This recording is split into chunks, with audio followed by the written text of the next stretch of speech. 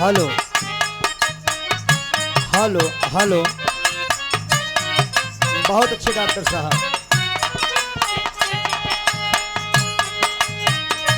मैं तो छोड़ चली,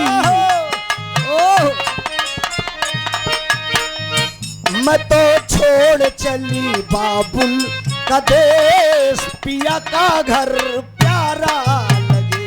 मैं तो छोड़ चली बाबुल का देश, पिया का घर प्यारा लगे। मैं तो छोड़ चली बाबुल का देश, पिया का घर प्यारा लगे। कोई मैके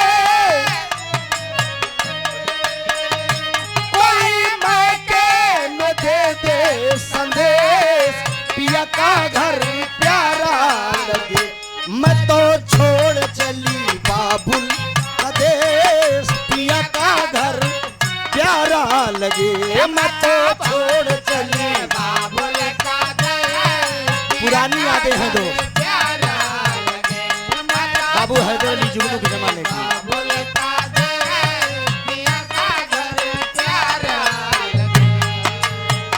कंकड़िया मार के जगाया, कंकड़िया मार के जगाया, कल तू मेरे सपनों में आया। बाल माँ तू बड़ा ओ है, बाल माँ तू बड़ा ओ है। पुरानी फिल्मी गीतें हैं दोस्त।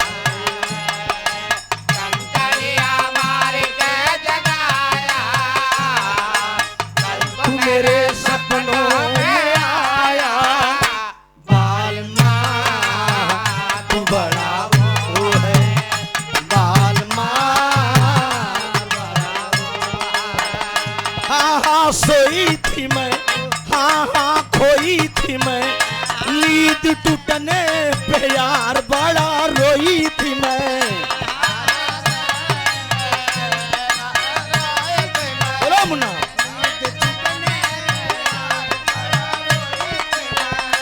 मेरे रोने पे तू मुस्कुराया, मेरे रोने पे तू मुस्कुराया। बाल माँ तू बड़ा ओ है, बाल माँ तू बड़ा ओ है, बाल माँ तू बड़ा ओ है।